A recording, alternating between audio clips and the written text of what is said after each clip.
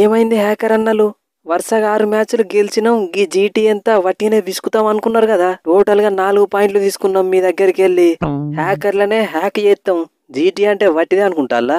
First మిగిలిన 2 మ్యాచ్లలో ఒక్కటన్నా గెలిచి ప్లే ఆఫ్స్ కి రావడానికి ప్రయత్నించండి. ఇక్కడ గెలకూడదు, అక్కడ గెలికినవు తమ్ముడు. మేము అసలే మహా సెన్సిటివ్. వరుసగా 6 మ్యాచ్లు గెలిచి ఇన్విన్సిబుల్ ఉన్న మమ్మల్ని ఇంత దారుణం కొడిస్తారా?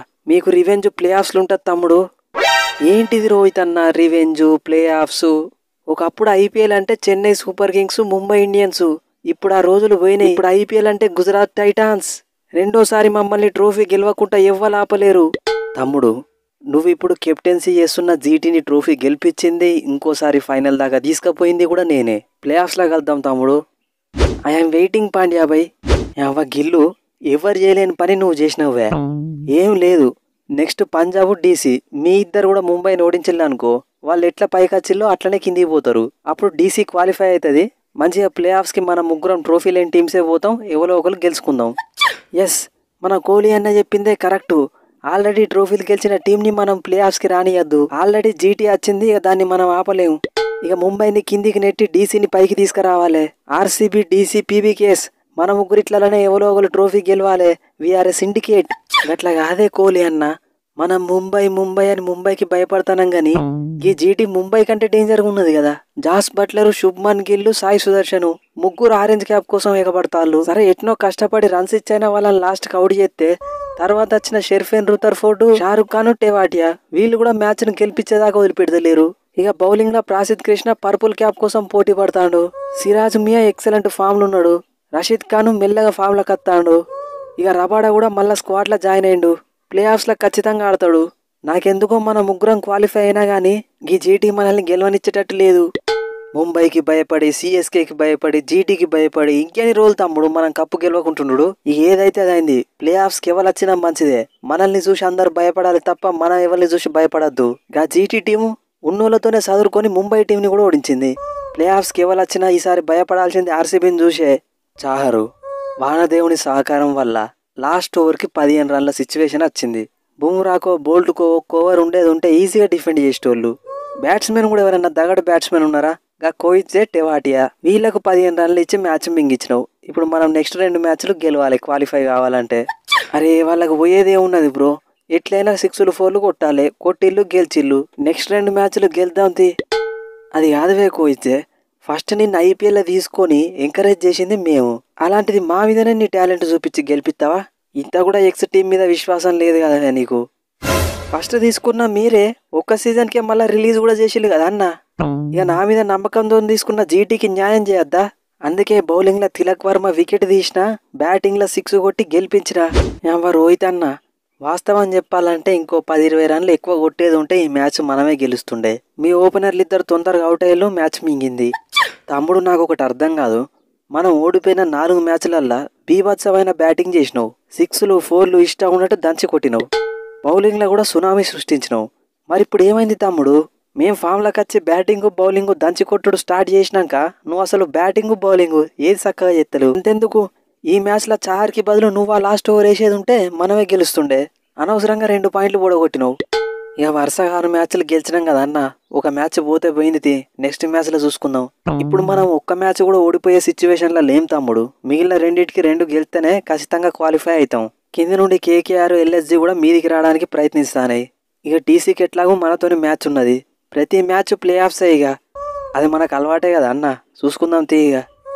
నేరాజీ, ఇవాళ మన బౌలర్లందరూ బౌలింగ్ మంచిగా వేసిళ్ళు. 6గురితో బౌలింగ్ వేపిస్తే 6 వికెట్లు తీసిళ్ళు. మరి అట్లుంటది తమ్ముడు. మన కోచింగ్ తోని ముంబైతోని మ్యాచ్ గెలిచడంటే వట్టిదే అనుకుంటారా? పర్ఫెక్ట్ ప్లానింగ్ తో రాకపోతే వట్టినే విసుకుతారు. చూసినావు కదా, వాళ్ళు కొట్టిన 150 కూడా మనం నెల్లి తిప్పలు పెట్టిల్లో. ఇక నెక్స్ట్ మ్యాచ్ డీసీతో ఉన్నది. వాళ్ళని కూడా ఇంకోసారి ఈ సీజన్ లో ఓడియాల్సిందే. ఒక్క డీసీనే కాదు, ఆ తర్వాత ఎల్ఎస్జీని, ఆ తర్వాత సిఎస్కేని అందరినీ విసుకుడే. గుజరాత్ టైటాన్స్ మమ్మల్ని ఎవరు ఆపలేరు. ఓకే తమ్ముళ్ళు, సాగు తప్పి కన్నులొట్టబోయింది అన్న పరిస్థితుల నుండి బయటపడ్డాం. గా రాజస్థాన్ ఒక్క రన్నుతోని మ్యాచ్ గెలిచి ఉండకపోతే ఈ పాటికి సామాన్లు చదువుకొని ఇంటికి పోతుండే. కానీ మన లక్కు మంచిగా ఉన్నది. దేవుడు మన వైపు ఉన్నాడు. మనం మ్యాచ్ గెలిచినాం. ఇక ఇవాళ కూడా సిఎస్కే నా ఎక్స్ టీము సేమ్ గెలిచినామంటే మనం ప్లే ఆఫ్స్ కి పోయే ఛాన్సులు ఇంకా పెరుగుతాయి. 11 మ్యాచ్లలో 2 మ్యాచ్లు గెలిచిల్లు. గా సిఎస్కేది ఏమున్నదన్నా వట్టిగానే పిసుకుతాం. రఘు తమ్ముడు, ఇప్పుడు మనం ఉన్న సిచ్యువేషన్కి ఏ టీంని తక్కువ అంచనా వేయడానికి లేదు. వాళ్ళకు పోయేదేమున్నా చెప్పు, ఎట్లయినా టేబుల్ లాస్ట్లోనే ఉన్నారు. కానీ మనం ఓడిపోతే మొత్తానికే పోతాం. మనమేమో ఆచితూచి ఆడాలి, వాళ్ళేమో ఇష్టం ఉన్నట్టు ఆడతారు. CSK will be the most dangerous team now. Yes Rahane, correct చెప్పినావు. పోవాల్సిన పరువంతా ఆల్రెడీ పోయింది. ఇక పోయేది ఏం లేదు. ఇక ఇప్పుడు ఈ మ్యాచ్లో మేము ఎట్లా ఆడతామో మాకే తెలియదు. నేను కూడా ఎట్లా ఆడతానో నాకే తెలియదు. లాస్ట్ మ్యాచ్ ఎట్లా గెలిపించినా ఈ మ్యాచ్లో కూడా అదే రిపీట్ అవుతుంది. వన్స్ కేకేఆర్ని ప్లే ఆఫ్స్కి తీసుకుపోవాలని నేను ఫిక్స్ అయినాక ఇక ఎవ్వరు ఆపలేరు.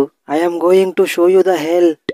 ఎస్, సిఎస్కే మీద గెలవాలంటే రసలన్నతో పాటు నన్ను కూడా ఆడి రహానే బ్రో. ఓ 2 మ్యాచ్లు ప్లేయింగ్ లెవెన్లో తీసుకున్నారు. బ్యాటింగ్ చేసే ఛాన్స్ కూడా రాలేదు. మళ్ళీ డ్రాప్ చేసి మొయిన్ అలీని ఆడిచ్చారు.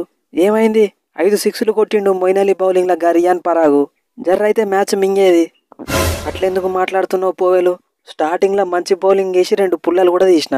ఏదో ఒక పరాగు పిచ్చిలేసినట్టు బ్యాటింగ్ చేసి నా బౌలింగ్లో 5 సిక్స్లు చంపిండు. అంత మాత్రం నన్ను డ్రాప్ చేయాలా?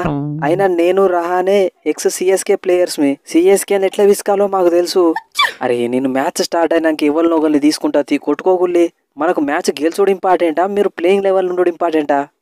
ధోనీ భాయ్, ఈ కేకేఆర్ మెల్లగా మీదికి వస్తుంది. వీళ్ళు కనుక మిగిలిన 3 మ్యాచ్లు గెలిచిల్లు అనుకో, మేము మిగిలిన 2కి 2 గెలవాల్సిన పొజిషన్ ఏర్పడుతుంది. కాబట్టి ఇలా మీరు వీళ్ళని ఓడిస్తే వీ విల్ బీ హ్యాపీ. ఇట్లాగూ ఓడిస్తాం అనుకో, కానీ అలా మాకచ్చే లాభం ఏమున్నది? అరే ఇప్పటి వరకు ఐపీఎల్ అంటే ఏంటిది అని అడిగితే ఎంఐ సిఎస్కే వీళ్ళిద్దరే ట్రోఫీని పంచుకుంటారని చెప్తారు. కానీ ఇప్పుడు కేకేఆర్ ఆల్రెడీ 3 సార్లు గెలిచింది. అంటే వాళ్ళు కూడా మన కాంపిటీషన్ కత్తాళ్ళు. ఇంకోసారి జీటీ 2వ ట్రోఫీ గెలవడానికి రెడీ అవుతుంది. ఇక ఆర్సీబీ, పీబీకేఎస్, డీసీ వీళ్ళు ఫస్ట్ టైం ట్రోఫీ ఎట్లుంటుందో చూద్దాం అనుకుంటారు.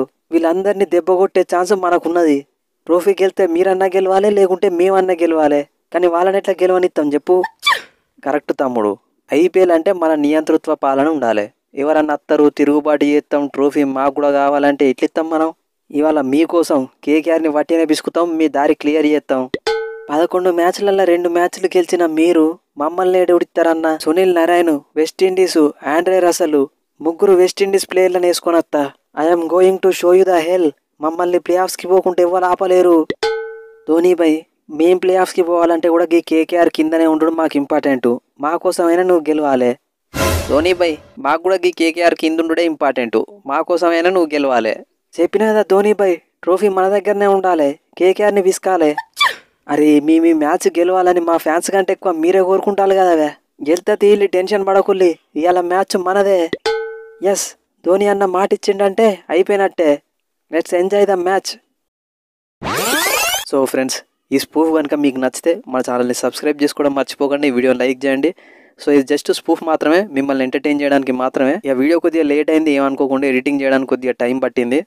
సో వీడియో కొద్దిగా పుష్ రావాలంటే మీరు కామెంట్ చేయండి, అట్లనే వీడియోని లైక్ కూడా చేయండి. ముంబై టీం వరుసగా 6 మ్యాచ్లు గెలిచి చాలా డేంజర్గా కనిపిస్తున్న టైంలో జీటీ అయితే వాళ్ళని పర్ఫెక్ట్ ఓడించింది. సో ఇప్పుడు వాళ్ళు రిమైనింగ్ 2 మ్యాచ్లలో 1 ఖచ్చితంగా గెలవాలి, 2 గెలిస్తే ఖచ్చితంగా క్వాలిఫై అవుతారు. సో వరుసగా 6 మ్యాచ్లు గెలిచినా కానీ ముంబై ఇంకా క్వాలిఫై కాలేదు. ఇక జీటీ, ఆర్సీబీ, పీవీకేఎస్ ఈ 3 అయితే ఆల్మోస్ట్ క్వాలిఫై అయిపోయినట్టే. ఆ మిగిలిన 1 స్పాట్ కోసం Mumbai Indians, Delhi Capitals, Kolkata night riders, LSG ఈ 4 టీమ్స్ ఫైట్ చేస్తాయి.